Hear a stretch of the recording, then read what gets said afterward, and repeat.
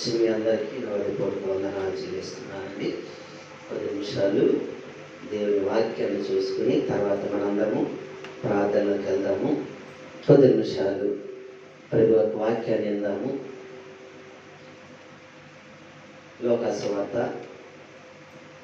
10వ అధ్యాయము.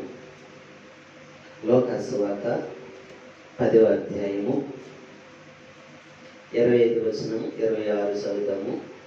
27 ఇదిగో ఒకప్పుడు ధర్మశాస్త్రోపదేశకుడు లేచి బోధకుడా నిత్య జీవమునకు వారసుడవుటకు నేనేమి చేయవలెనని ఆయనను శోధించుచు అడిగెను. అందుకు ఆయన ధర్మశాస్త్రమందేమి వ్రాయబడి ఉన్నదని నీవేమి చదువుచున్నావని అతన్ని అడగగా అతడు నీ దేవుడైన ప్రభువును నీ పూర్ణ హృదయముతోను నీ పూర్ణ మనసుతోను నీ పూర్ణ శక్తితోను నీ పూర్ణ వివేకముతోను ప్రేమింపవలెననియు నిన్ను వలె నీ పొరుగువాని ప్రేమింపవలెననియు రాయబడి ఉన్నదని చెప్పును. దేవునికి స్తోత్రాలు చెల్లిద్దాం. దేవునికి స్తోత్రాలు చెల్లిద్దాం. తల వచ్చినట్టు ప్రార్థన చేద్దాం. పరిశుద్ధుడా, ప్రేమగల తండ్రి, కృపగల మా దేవ, చదవడి లేఖన భాగాలు దీవించండి, ఆశీర్వదించండి. నీ ఆత్మచేతను నింపండి. నీ ఆత్మచేతను నింపి నాలో మీరుండి వచ్చిన ప్రతి ఒక్కరితోనూ మీరే మాట్లాడి మీ ఘనమైన శ్రేష్టమైన జీవగల నామానికి ఘనత, మహిమ, ప్రభావములు పొందుకోమని యేసుక్రీస్తు పరిశుద్ధ నామాన అడిగి వేడుకుంటున్నాము తండ్రి. ఆమేన్. హల్లెలూయా, హల్లెలూయా. ఇక్కడ చదవబడిన లేఖన భాగాన్ని మనం గమనించినట్లయితే ప్రభువైన యేసుక్రీస్తు వారి దగ్గరికి ఒక ధర్మశాస్త్ర ఉపదేశకుడు ఏంటండి ఒకప్పుడు అంటే ఆయన ధర్మశాస్త్ర ఉపదేశకుడికి వచ్చి యేసుక్రీస్తు నడుతున్న బోధ కూడా నిత్య జీవనకు వారసుడవుటకు నేను ఏం చేయవాలనని ఆయన్ని శోధించవాలని అడుగుతున్నాడంటే. ఎలాగండి శోధించాలని, ఎలాగైనా ఆయన్ని శోధించాలి, ఎలాగైనా చెప్తాడో లేదో తెలుసుకొని అడుగుతున్నా. అయితే అందుకు ప్రభువైన యేసుక్రీస్తు వారు అంటున్నారంట, ధర్మశాస్త్రం మందు ఏమి రాయబడి ఉన్నది, నువ్వేమి చదువుతున్నావు అని అతను అడుగుతున్నాడు. అతను అడిగితే అతను చెప్తున్నాడు కదా, అతడు నీ దేవుడైన ప్రభువును నీ పూర్ణ హృదయముతోను నీ పూర్ణ మనసుతోను నీ పూర్ణ శక్తితోను నీ పూర్ణ వివేకముతోను నిన్ను వలె పూర్వయుక్తం ప్రేమింపవలెనని నిన్ను వలె నీ పొరుగు వారిని ప్రేమింపవలెనని రాయబడి ఉన్నదని చెప్పిన. దేవునికి స్తోత్రాలు చెల్లిద్దాం.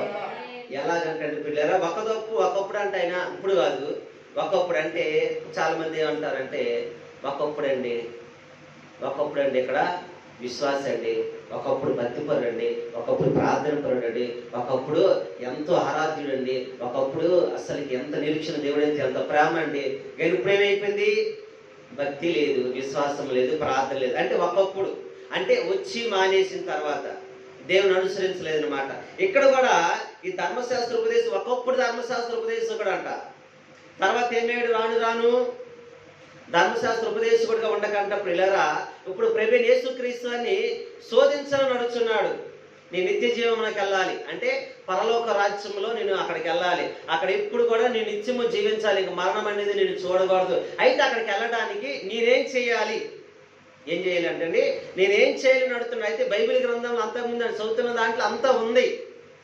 పాత నిబంధనలో ఏమని ఉందంటే ప్రభువైన యేసుక్రీస్తు చెప్తున్నట్టుగా నీ పూర్ణ హృదయముతోను నీ పూర్ణ ఆత్మతోను నీ పూర్ణ మనసుతోను నీ ప్రభువైన యేసుక్రీస్తు అని ప్రేమింపవాలను. అది ప్రియులారా పాత నిబంధనలో మోషే ఇచ్చిన ధర్మశాస్త్ర గ్రంథంలో స్పష్టంగా రాయబడి ఉంటుంది. దేనికి స్తోత్రాలు చెల్లిద్దాం. అయినప్పటికీ కూడా ఆయన శోధించాలని అడుగుతున్నారు. అయితే దాంట్లో చూస్తే ప్రధానమైనది ఏంటంటే నిన్ను వలె నీ పొరుగు వారిని ప్రేమింపవలెను అని చెప్పింది. దేనికి స్తోత్రాలు చెల్లిద్దాం. వెళ్ళాలంటే మరి ముఖ్యంగా నిత్య జీవం మనం పొందుకోవాలి, పరలోక రాజ్యంలోకి మనం వెళ్ళాలి అంటే పిల్లరా ముఖ్యంగా చేయవలసిన పనులు ఏంటంటే పిల్లరా, ఒకటి మన పూర్ణ హృదయంతోనే మన పూర్ణ మనసుతోనే మన పూర్ణ వివేకంతోనే పూర్ణ శక్తితో ఆయన ఏం చేయాలండి హృదయపూర్వకంగా ఆరాధించాలి మన దేవుణ్ణి. తర్వాత నిన్ను వలె అంటే నీ పొరుగు వారు ఎవరైతే ఉన్నారో నీ ఇరుగు వారు ఎవరైతే ఉన్నారో వారిని నువ్వేం చేయాలంటే ప్రేమించాలంట. దేవునికి స్తోత్రాలు చెల్లిద్దాం. ఏం చేయాలండి? ప్రేమించాలి. ప్రేమిస్తేనే మనం వెళ్తూ ఉంటాం.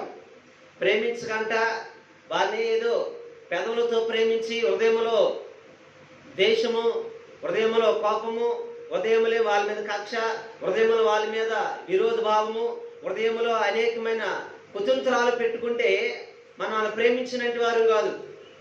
దేవుని ఏ విధంగా అయితే నువ్వు ఆరాధిస్తున్నావో, దేవుని ఏ విధంగా అయితే ప్రేమిస్తున్నావో, దేవుని ఏ విధంగా అయితే ఆయన కొనియాడుతున్నావో, నీ పొరుగు వారిని కూడా, నీ ఇరుగు వారిని కూడా ఏం చేయాలంటే హృదయపూర్వకంగానే ప్రేమించాలి. దాంట్లో తారతమ్యం ఉండకూడదు, దాంట్లో కపటం ఉండకూడదు, దాంట్లో దేశం ఉండకూడదు, వ్యాసార్థన అంతకంటే ఉండకూడదు. వ్యాసభావం అనేది అంతకంటే ఉండకూడదు. పిల్లరా ఎలా ఉండాలంటే వారిని కూడా ప్రేమిస్తే అంట దేవుడు చెప్తున్నాడు, నిత్యముగా నిత్య జీవం పొందుకుంటామని చెప్పి ధర్మశాస్త్రము. దేవునికి స్తోత్రాలు లేదా? హల్లెలూయా. అయితే పిల్లరా వారిని ప్రేమించినప్పుడు ఏముండకూడదని చెప్పుతున్నాము? ఏముండకూడదండి పిల్లరా? వారిని ప్రేమించమని చెప్పి బాధింపకూడదు. ప్రేమిస్తామని చెప్పేసి కొంతమంది బాధిస్తూ ఉంటారు. నీతో నేను స్నేహం చేస్తున్నాను, నీవంటే నాకు ప్రేమ, నువ్వంటే నాకు భక్తి, అయ్యో నువ్వే నాకు ప్రాణ స్నేహితులు అని చెప్పేసి కూడా చాలా మంది ఏం చేస్తారు? బాధిస్తూ ఉంటారు వాళ్ళని. అవునంటారు కాదండి? స్నేహితుడు చెప్పినట్టు వారు నాన్న విధాలుగా ఎలా బాధించడం అంటే ప్రతి చీటికి మాటకి మాట్లాడటము, ఫోన్ చేయటము, ప్రతి విషయము తాను ఏదో పనులు ఉన్నప్పుడు, ఏదో అర్జెంటుకున్నప్పుడు నాతో వస్తావా రావా, నేను చెప్పిన చోటకి వెళ్దాము వస్తావా రావా, లేదంటే నాకు చెప్పిన పని చేస్తావా లేదా శోధించడం, లేదంటే మనకు అవసరం ఉంటే నా అవసరం తీరుస్తావా లేదా, నాకు మనీ ఇస్తావా లేదా, ఇలా శోధించడం. అలా చేయకూడదు. అందుకే లేవియా కాండం ఏమని చెప్తుందంటే పిల్లారా 19వ అధ్యాయము 33వ వచనము, లేవి గ్రంథము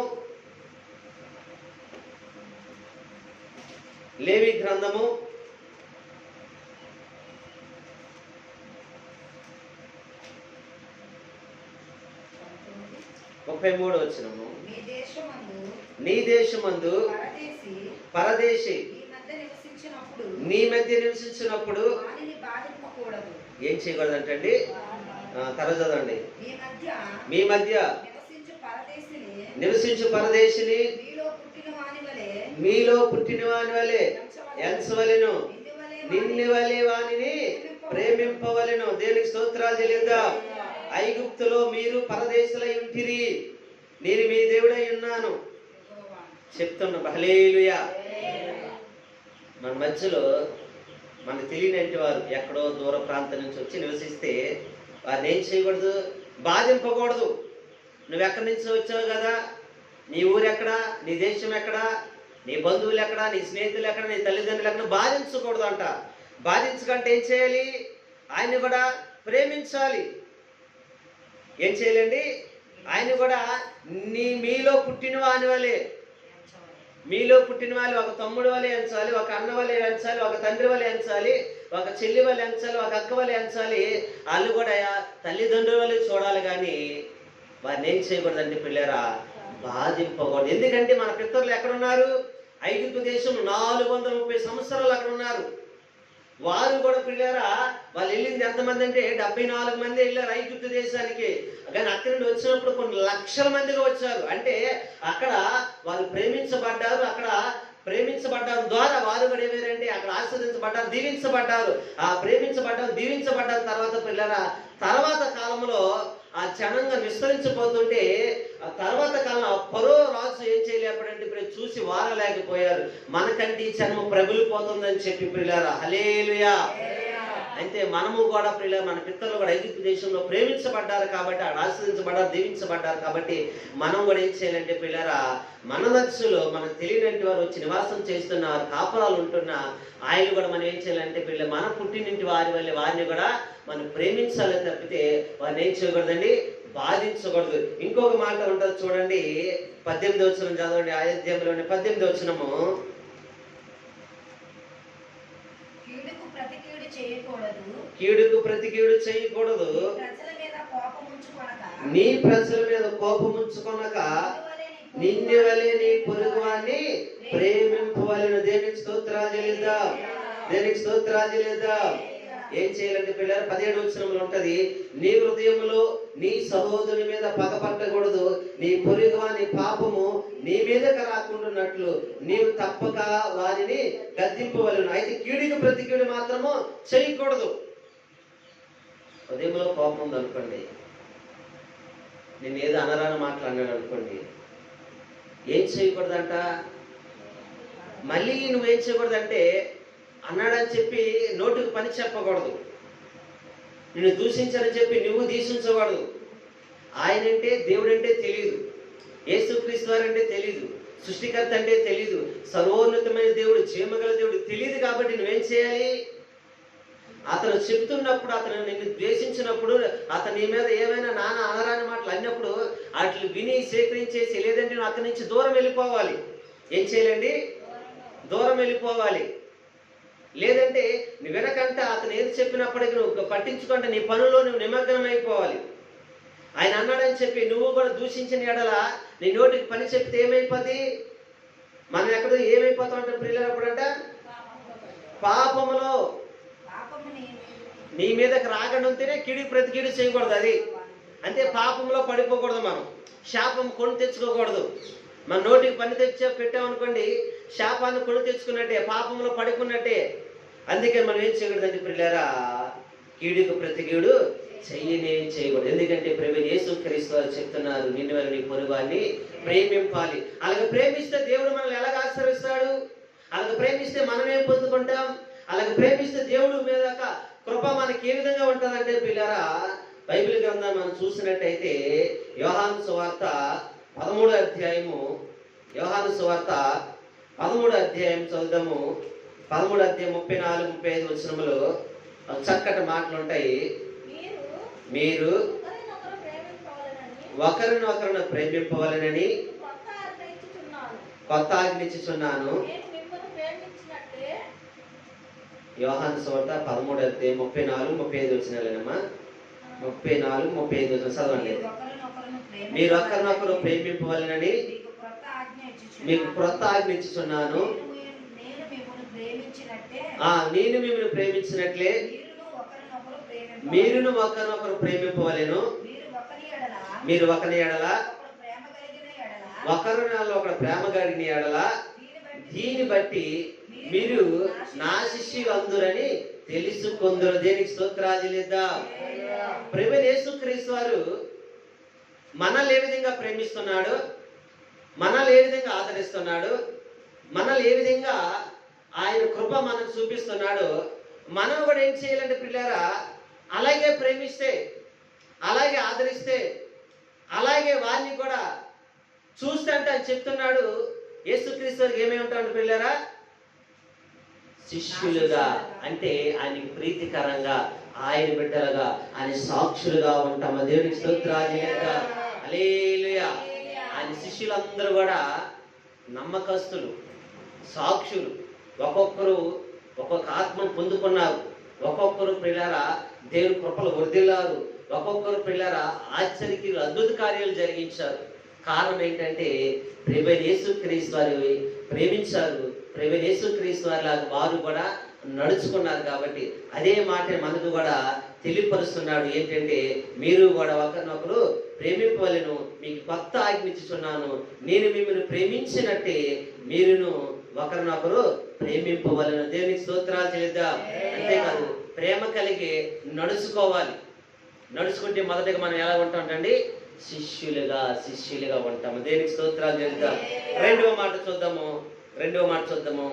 త్వరగా చెప్పుకొని మనం ప్రార్థన చేద్దాము. ఎందుకంటే ఉపవాస ప్రార్థనలు కాబట్టి ప్రార్థన సమయం ఇద్దాము. రెండవ మాట చూద్దాము.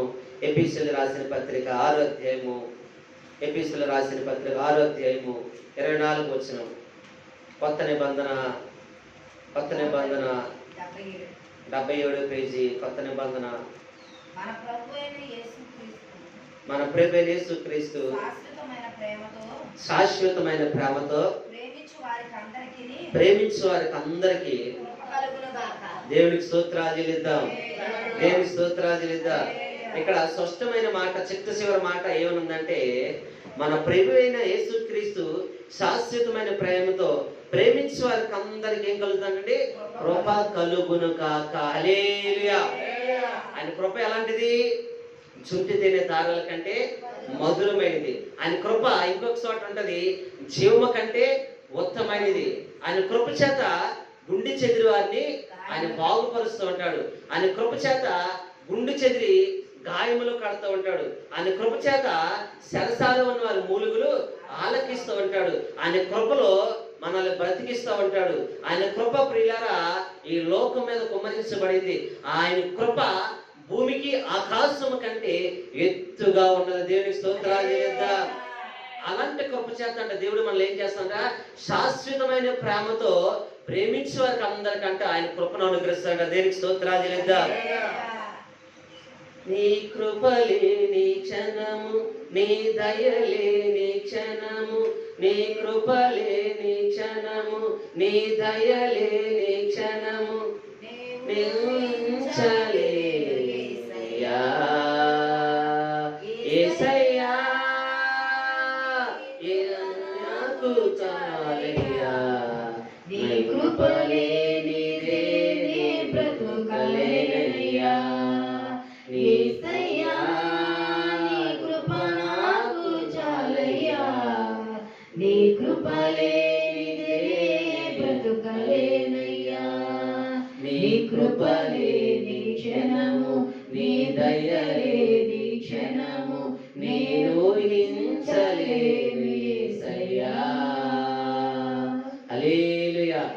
ఆయన కృప లేకపోతే ఈ లోకమే లేదు. ఆయన కృప లేకపోతే ఈ జీవమే లేదు. ఆయన కృప లేకపోతే ఈ ఆహ్లాదకరమైన ఈ వాతావరణమే లేదు. ఆయన కృప లేకపోతే చక్కటి యొక్క ప్రియులారా చురి చంద్రులు ఉండవు. ఆయన కృప లేకపోతే మనకి వీస్తున్న ఆ ప్రాణవాయువు, ఆ వాయువు కూడా ఉండదు. ఆయన కృప ఏం చేస్తుందంటే సమస్తమును మనకు మేలుకరంగా సమకూర్చి మనకు కావలసిన అక్రతలు అవసరతలు తీర్చుకోవడానికి మనము ఈ లోకములో ఆయన కృపలో జీవించి ఆ కృపగల దేవుణ్ణి ఆరాధించడానికి ఆ కృపామూర్తి కనికరమూర్తి మనకి జీవాన్ని అనుగ్రహించాడు. దేవునికి స్తోత్రాలు చెల్లిద్దాం. ఆ కృపే మనకు చూపిస్తున్నాడు. ఆ కృపనంట మనం ఏం చేసుకోవాలంటే ఆయన మనకెలాగో చూపించాడు, మనము కూడా ఒకరి పట్ల ఒకరము కృప చూపించుకునే వారిగానే ఉండాలంట. దేవునికి స్తోత్రాలు చెల్లిద్దాం.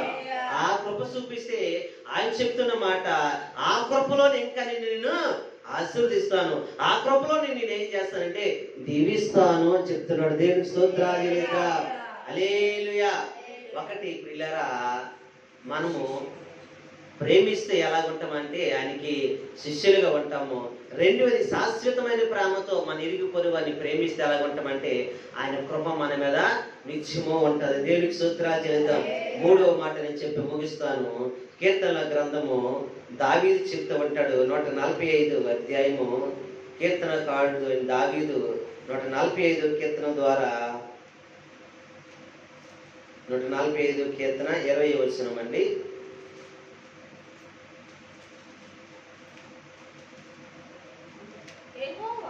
యెహోవా ఏం చేస్తానంటే ప్రియులరా, యెహోవా తన్ను ప్రేమించే వారందరినీ కాపాడును. దేనికి స్తోత్రాలు చేద్దాం. ఎంత గొప్ప కృప చెప్తున్నాడు చూడండి. ఎవరైతే తను ప్రేమిస్తుంటారో, ఎవరైతే ఇరుగు పొరుగు వారిని ప్రేమిస్తూ ఉంటారో, నిన్ను వల్ల నీ పొరుగు వారిని ఎవరు ప్రేమిస్తుంటారో, శాశ్వతమైన ప్రేమతో ఎవరైతే నడుచుకుంటూ ఉంటారో ఆయన కాపాడుతుంటాడు. ఎక్కడ కాపాడుతూ ఉంటాడు? అగ్నిలో పడకుండా కాపాడుతూ ఉంటాడు. ఎక్కడ కాపాడుతూ ఉంటాడు? అపవాది కోరలో సిక్కకుండా కాపాడుతూ ఉంటాడు. ఎక్కడ కాపాడుతూ ఉంటాడు?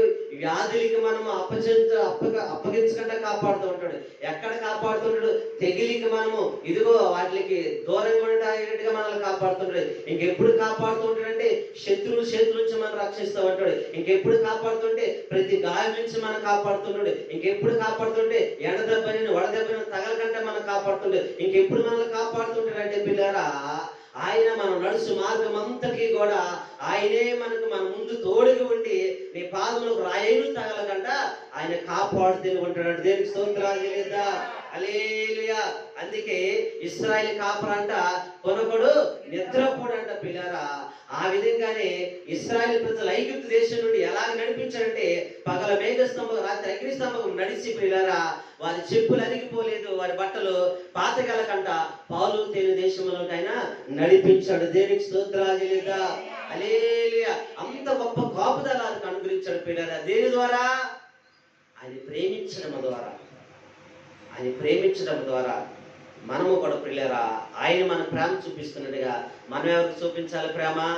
మన సహోదరులైన వారందరికీ, మన ఇరుగు పొరుగు వారందరికీ, సమాజంలో ప్రతి ఒక్కరి ఎడల, ఇరుగు పొరుగు వారినే కాదు, సమాజంలో ప్రతి ఒక్కరి ఎడల, సంఘంలో సంఘ బిడ్డల ఎడల, నీ కుటుంబంలో ఉన్న బంధువుల ఎడల, రక్త అందరి ఎడల నువ్వే ప్రేమ చూపించాలంటే దేవుడు ఏ ప్రేమ అయితే మన మీద కనిపరిచాడు ఆ శాశ్వతమైన ప్రేమ చేతే మనల్ని ఆదరిస్తున్నాడు, మనల్ని బలపరుస్తున్నాడు, మన కృపలో జీవిస్తున్నాడు. కాబట్టి ఆ ప్రేమని మనం ఏం చేయాలంటే మన ఇరుగు పరివారికి ఉన్న రక్త సంబంధికి సమాజంలో ఉన్న ప్రతి ఒక్కరి ఎడల ఆ ప్రేమను చూపించాలి. దేవునికి స్తోత్రాలు. ఆ ప్రేమను చూపిస్తే మనకేం కలుగు చేస్తాడంటే ఆయన కాపాడుతూ ఉంటాడు.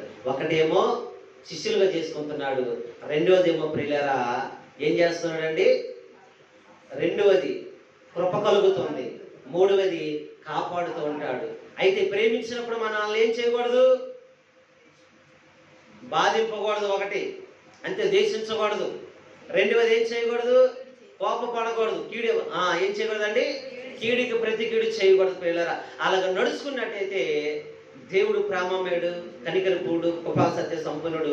మనం చదువుకున్నట్టుగా లోకసువార్త 16:25-26-27 వచ్చిన ఏమిటంటే ఎక్కడికి వెళ్తామంటే పిల్లలు ప్రేమిస్తే నిత్య జీవంలోని మనం ప్రవేశిస్తాం. దేవునికి స్తోత్రాలు తెలియదా? ఎలాగండి? మన దేవుని కూడా మనం ఏం చేయాలండి? మన పూర్ణ ఉదయంతో, మన పూర్ణ ఆత్మతో, మన పూర్ణ శక్తితో మన ప్రభుని ఎలాగైతే ఆరాధిస్తూ ఉంటామో అలా కూడా ఇరుగు పొరుగు వారి, మన బంధువులు, మన సంబంధులు, మన యొక్క సమాజంలో ఉన్న ప్రతి ఒక్కరిని కూడా ప్రేమించినట్లయితే మనము నిత్య జీవములకు హక్కుదారులుగా, వారసులుగా ఉంటాము. అటు గొప్ప కృప దేవుడు మనకు అందరికి అనుగ్రహించి దీవించి ఆశీర్వదించును గాక. ఈ కొద్ది మాటలే దేవుడు దీవించును గాక. ప్రార్థన చేద్దాం ప్రియులారా, ప్రార్థన చేద్దాము. తల ఉంచినట్టయితే ప్రార్థన చేద్దాం. ప్రతి ఒక్కరు కూడా కొద్ది నిమిషాలు చెప్పబడే వాక్యాన్ని బట్టి కొద్ది నిమిషాలు ప్రార్థన చేద్దాము.